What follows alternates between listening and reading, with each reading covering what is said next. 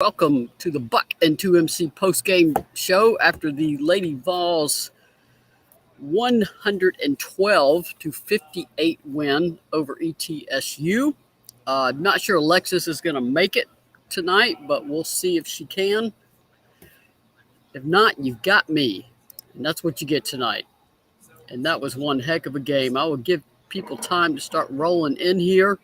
We just got done with post-game with the ETSU and Lady Vols. I knew I could count on Credence. Credence is here, ma'am. Credence is in the building. Nancy's here, and Beth is here, and Tony's here. Y'all are just like the most loyal crew ever. No matter what time this thing goes, you're here. Obviously, that was a great game. Donna Harrison just got here. Said, "Hey, Maria, very good game. I was there." Amanda's here. Trish is here. Y'all are starting to roll now. Yeah, that's what you call a feel-good game. Everybody feels good after that game is over. Everybody contributed. Everybody scored. Everybody got at least one rebound. That was just one of those games that you need when you come off a loss, and you need before you go into holiday break. You want to feel good about yourself going into holiday break. Coaches want to feel good going into holiday break. Yeah, I think the listed attendance is cut off on my sheet, but it looked like a little bit over 6,000. Yes, I mean, for a Monday night game right before a lot of people traveling for Christmas and coming off a game you just had Saturday, that was a really good crowd. And most of them stayed. It's always going to be people that leave early, but a lot stayed, got to see everybody. All 12 players got to play. All 12 did well out there. It's just really good to see for everybody. Donna also said, proud of Emily. Yes, Emily had finished with 8 points, 5 rebounds, shot 4 of 7 from the field. I know she had a block. Yeah, they credited her block into the third quarter. So good to see her get minutes. Probably one of the best things to see is how enthusiastic the bench was. All throughout the game. I mean, I don't think Kelly had to play. I don't know that she played any starters in the fourth quarter. Maybe a little bit, maybe one in the fourth quarter. But the players who usually start the game and then weren't playing much in the second half were so into it, so enthusiastic with their teammates, and that's what you want. That's what you want to see. Kelly said that Kaya Wynn, who had a great game, that is the Kaya Wynn everybody knew Kaya Wynn could play that way. Just things had to come together for her. She had to, obviously the broken nose and getting opportunities to play. Kelly said she had a great week of practice. Also, she said Kaya Wynn had no idea, but the bench was very aware that she needed that one rebound for the double-double. She had 12 points and ended with 10 rebounds, and they were tracking her rebounds on the bench and just trying to figure out how to make sure she could get one more. So that's just really good to see. This team really likes each other. In the post game, Sarah Puckett, she actually led all scorers with 19 points. She volunteered that Kian Green is the best leader she has ever played with on a basketball team, which is we didn't ask her about it. She just wanted to add that to her remarks. So Kelly said that these freshmen are better off for being able to play this season with Kian Green. So just a shout out to Kian Green for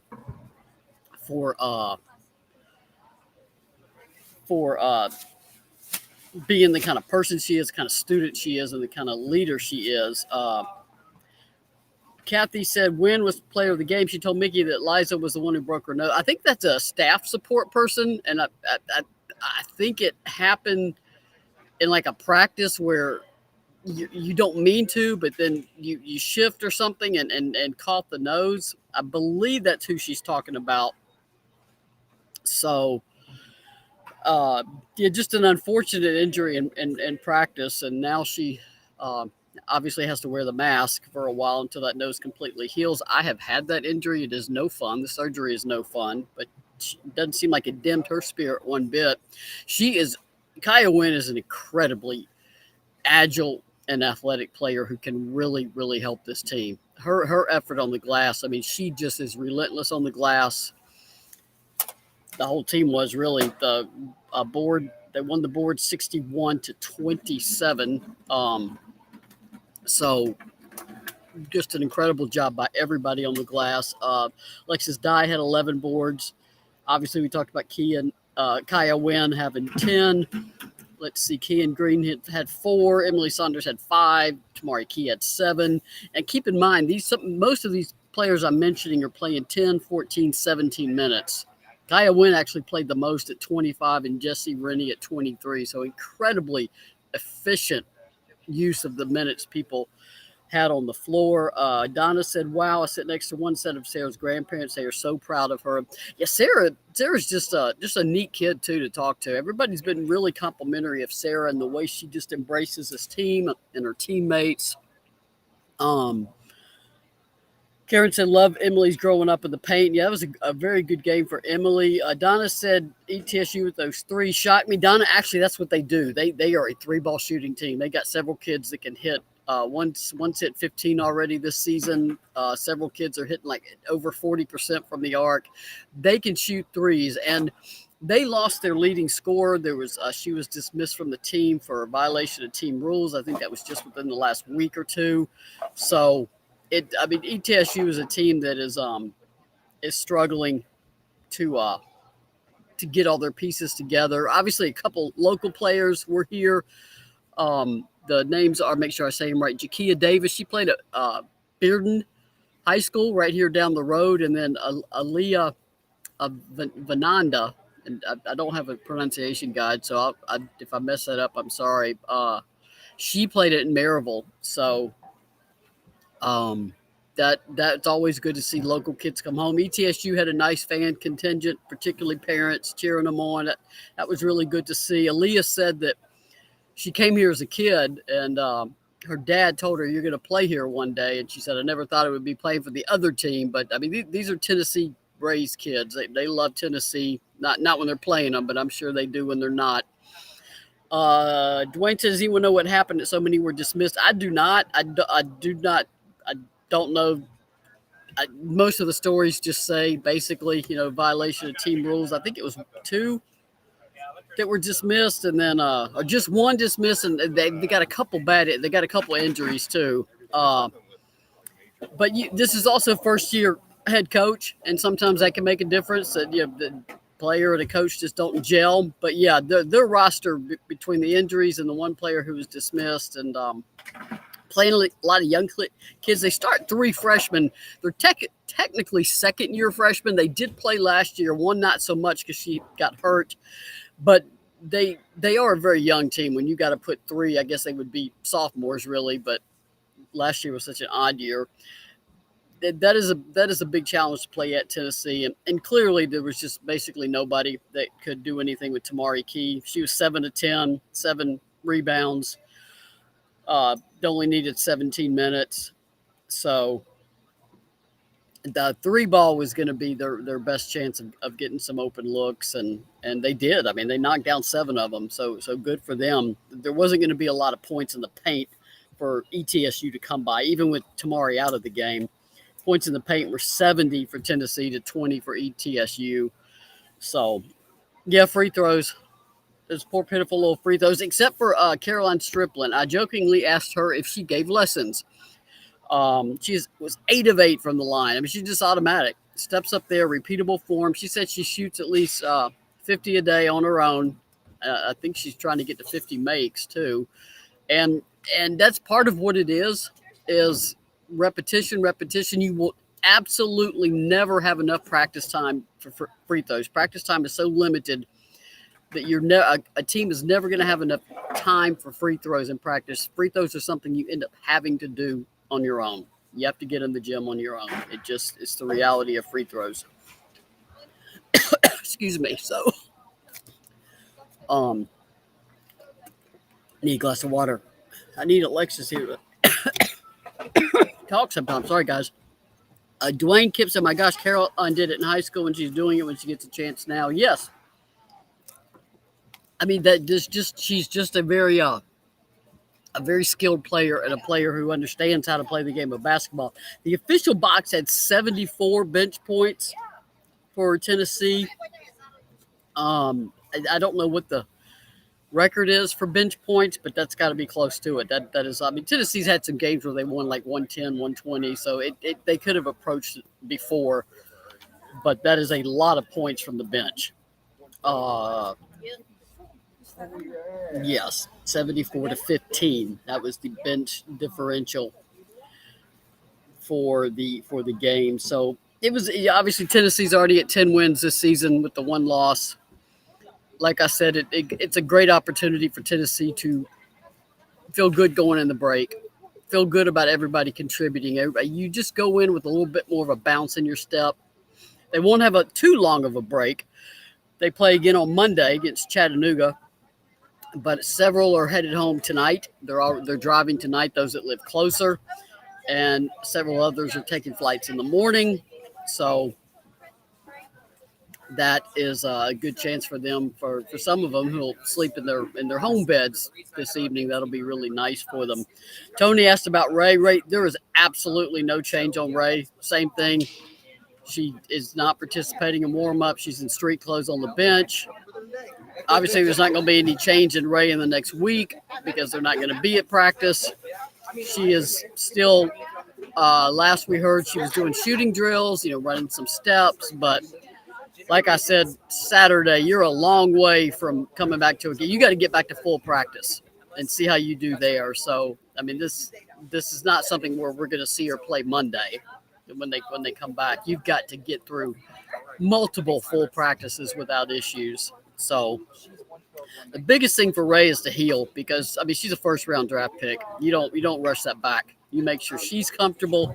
You make sure that knee is healthy, and you got to be mentally ready too. I mean, that was a pretty scary injury, one that could change the course of your basketball career. So you got to make sure that that she's ready to go physically, psychologically, all of it.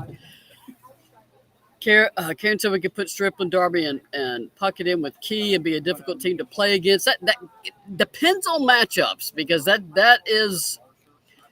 a lot of size without a true perimeter point guard or a two guard. So you got to be careful how much you get shooters out there if you don't have those short little or even mid-sized guards like Jordan Horston and Jordan Walker and definitely Brooklyn Miles, Kaya Wynn. They got to handle the ball. They got to beat the pressure. They got to initiate the offense. So you do have to be careful with combinations of and Kelly likes to try different combinations in practice and games, see what works well. So plus she tracks that plus minus. That is her favorite stat, so she will use that quite a bit. Who had the highest? Let's see. Kaya Wynn had the highest at plus 35, and Jordan Walker was plus 29. Those are your top two, but everybody's was double digits, which is tremendous. Everybody had an outstanding one. Tamari Key was plus 23. I'm sorry, Tess Darby. I got that wrong. Tess Darby was plus 29. Jordan Walker was plus 15. It's hard to see all these lines. Brooklyn Miles plus 25. Horston plus 17. Kean Green plus 21. They're all good. If you just get around 9, 10, that's great. 15, but these everybody is at least 17 and plus minus, which is how well you play on offense and defense in terms of points, rebounding, turnovers, assists, steals, and how much the other team doesn't score when you're in the game. Greg pointed out that the Lady Vols didn't lose placement in the rankings this week despite the Stanford game. But Greg, I was surprised. Just based on the way the voting goes, not that it means anything. Like I tell people, the net is what I'm paying attention to. And right now they are 19th in the net. You want to see that go up, and it will as they beat more ranked teams. They didn't fall. They did lose to number 3, Stanford. So I think that kept them from falling. It's not like you lost to a team below you or maybe right in the same range, like 8 or 6. You lost to the number 3 team in the country that now moved up to number 2. So I know UConn fell out of it. They fell to 11th. I will point out that's the first time they've been out of it, the top 10 in 16 years. And that is one heck of a streak. That is a tremendous streak. Karen pointed out they're fourth in ESPN Power Rankings and the NCAA Power Rankings, which again, these are opinion pieces. I think they fell to I don't even remember, 15th, 11th, 12th. I mean, they fell in that one. So AP poll is opinion piece. The writer votes. The WBCA coaches poll will come out tomorrow. Again, opinion votes. They only numbered the NCAA Power Rankings. They're fun to talk about. That's all that is. ESPN Power Rankings, fun to talk about. The only number that will matter to the NCAA in terms of seeding is their own net, and that's on their website. It's called NET, literally net rankings that they use, proprietary formula to come up with whatever they come up with. So they're fun to talk about. Don't worry about what ESPN puts them or AP or Coaches Poll or NCAA person that does power rankings. It's fun. It's fun to talk about. Doesn't mean anything. Bracketology, fun to talk about. Doesn't mean anything. That net is the one I want to see. I want to see what that net looks like in mid-January, February, and see where they're at, because that determines whether or not you host or not. You want to be in that preferably top 16. That doesn't mean it's the only factor, but you definitely want to be net wise. You want to be in that. You want to be 20 and up. So Dwayne asks, does that boil down to offensive and defensive efficiency? Yes, not only that, but who's on the floor with you and what combinations are on the floor and how many do well. It's if you Google plus minus efficiency, NBA was the first ones to use it, and it's trickled down to everybody. Actually, hockey was the first really one to quantify it like that, and then it shifted over to basketball. But it'll tell you exactly how they come up with that, and it is a number that Kelly tracks. But it basically, Dwayne, you're right. It's offensive and defensive efficiency. It's measuring all of it, along with rebounding, steals, assists, not just points. It's looking at everything that could contribute to the offensive game and defensive stops. So it's really a cool stat, particularly if you like math. Remember, Kelly's a math major, so she's going to like math. But there's let's see, turnovers are only 11. Anything under than 15 is outstanding, so that's really good. Steals were 12, assists were 27.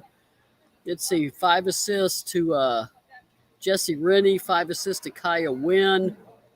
Just a lot of sharing the basketball. Shot 50% from the field overall. Shot 30% from the arc, and then that poor little pitiful free throw number, 64.3%. You have got to get that 75 and up. Shout out to ETSU. They were 13 of 14 from the line. Points off turnovers. Let's see. Tennessee had 27 points off turnovers. ETSU had 10 steals and converted that into 15 points. So ETSU has some things to look back on with this game before they go in the Southern Conference and see some good things they did. They can leave here, particularly the two players, Jakia Davis put up 17 and Aaliyah put up 12. They can look at the fact that they could score, they could find their shot. So Amanda said net is most important, just like CFP rankings matter the most. Absolutely. The NCAA does not pay one bit of attention to the AP or the WBCA poll or the Power 5, whatever polls, power teams. They're not even a factor. Not one single factor of those polls when they go to do those brackets in March.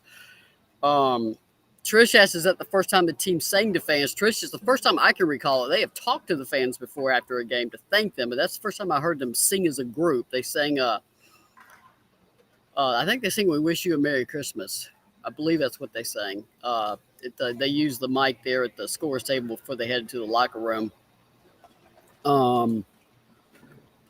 Somebody asked me, Besta, was Sam out recruiting? Yes. It is rare for an assistant to miss a game, and it usually would only be a non-conference game, but sometimes that happens to get to where you need to be in time. She is in a Tournament of Champions. That is a huge December recruiting showcase in Phoenix. So Coach Sam is in Phoenix. I asked Kelly if reindeer grabbed her or carried her off somewhere. So Kelly said no, she was on the road recruiting, and that's the biggest event going on right now. So it's got to be Phoenix. That's the only place you would miss a game to go would be Phoenix. Karen said, found it. Gino keeps playing his player injuries on losses. He also took a swipe at Holly. I didn't hear that. Why would you take a swipe at Holly right now? I have no idea. But yeah, injuries are part of the game. Good Lord, Tennessee knows plenty about that. Dwayne said, are there a lot of 23s there? Yeah, Dwayne, that's pretty much a who's who out in Phoenix for that event every single year. There's going to be 23s, 24s, 25s. It's I mean you got to look at all of them. I mean you're recruiting 24 right now just as hard as you're recruiting 23. So and you don't know who else could be there. And I mean to have a Lady Vol there in orange, that says a lot. Renee said, I thought the swipe was at McGraw. He might be some Muffet. I don't know. I just not talk about. Y'all can talk about Gino on somewhere. I'll give him credit for being in the top 10 for 2006, but we'll talk about Lady Vols right now if that's all right. Till they end up having to play them again, which will be February something. So like I said, it was a fun game, a feel good game, and they needed that, particularly coming out of a loss, a very tough loss where you almost came back. I always forget to do this part. Here we go. Let me get my cheat sheet. Alexis Hornbuckle basketball. She is taking appointments now, getting back on the court in January around her restaurant business. Speaking of which, that would, of course, be Tap 40 Grill. Billy Ratliff's Tap 40 Grill out in Powell. It looks like everybody had a great time Saturday, so don't be just a Saturday attendee. Go support them other times. Just pass it tutoring. Got to get to school. Got to get the grades. Collective Unfiltered at Jamel Johnson and Alexis Hornbuckle on Monday nights. Gold Standard, which is Jamel Johnson Sports and Fitness Performance Training. And, of course, Orange Mountain Designs, which I believe still has $1.99 shipping. I think you got to do it by midnight. So if anybody wants to stock up on your Orange Mountain Design gear and only pay $1.99 for shipping, you need to do so as soon as we get done here. So I think we got everybody. And, of course, Blue Water Climate Control, my favorite heating and air maintenance and installation people. Dwayne said February 6th. Thank you. I literally know what tomorrow is and when they play next. I can only keep up with one game at a time. I know they play next December 27th against Chattanooga. Tony said, Maria, how far do you live from TBA? Tony, I live out in Sevier County, so I'm about 30 minutes away. I don't sleep from mid-October, and I have a full-time job I got to be at bright and early in the morning. I do not sleep from like mid-October to April, but I do that by choice. Because I enjoy doing this. And a wonderful Lady Vol fan brought me by homemade blonde crumbly brownies. God, they were fantastic. I did share them with my media buddies. So I want to thank that Lady Vol fan for bringing me home baked goodies. And Amanda said, not the place to talk about Gino. We can sometimes. It's obviously going to come up, but don't want to focus too much on him. He doesn't deserve a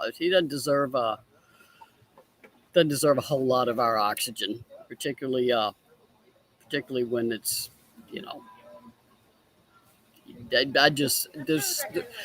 it's a program that people will follow, but I'd also love to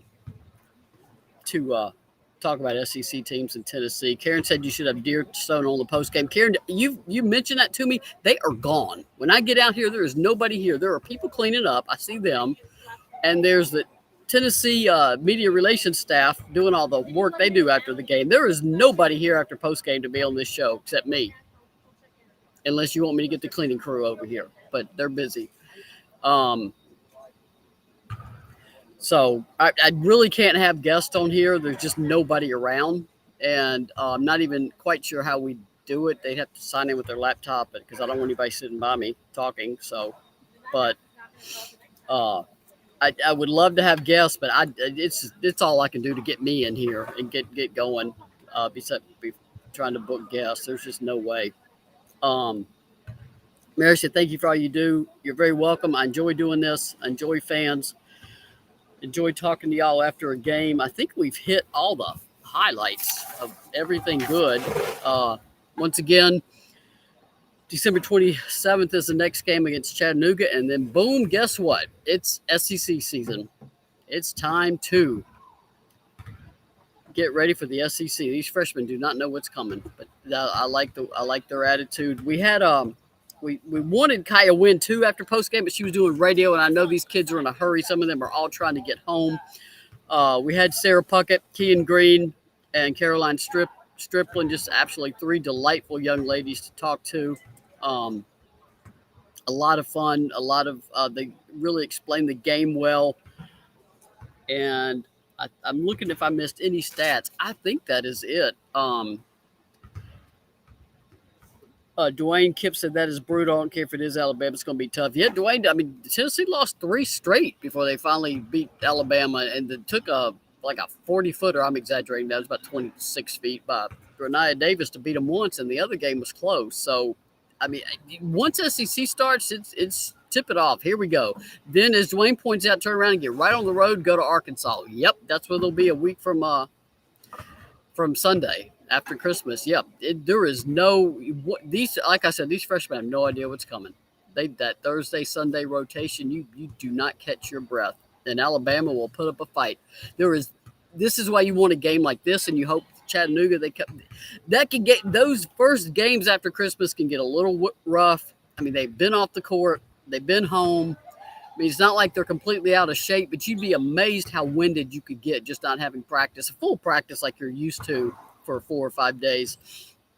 I remember, Pat Summitt would open all practices to the media. That's just the way she was. The one exception always was that first one after Christmas because the team was awful. She was in an awful mood. And Kelly even said post-game tonight, she goes, I hated that first practice after Christmas when I was a player. I hated it as a coach. And they're going to, because of the way the NCAA schedule lines up, they actually can't really take the floor until December 27th. So they're going to be practicing the same day as the Chattanooga game. So that will be interesting. Now, they will all get back in town the night before and can do what they want on their own. But you got to stick with that NCAA tournament calendar because you got 3 games next week. So you got to work a day off in there somewhere. That's the way the calendar works. Renee said, thanks, very happy holidays to you and the 4-footage. Yes, the House Panthers are just little furry, adorable terrorists that I love so much. And the cats are all doing well with them, thank goodness. Michelle said, happy holidays. Thanks for all you do. Michelle, you too. Mary pointed out those Bama girls are tough. Yes, they are. Mark Painter says, Merry Christmas and Happy New Year. Nancy says, thank you and Merry Christmas. Beth said, thank you, Mary. I hope you get some time off. Beth, I plan to take at least a couple days and not do anything. I need that, to break from everything. And I think y'all need it too.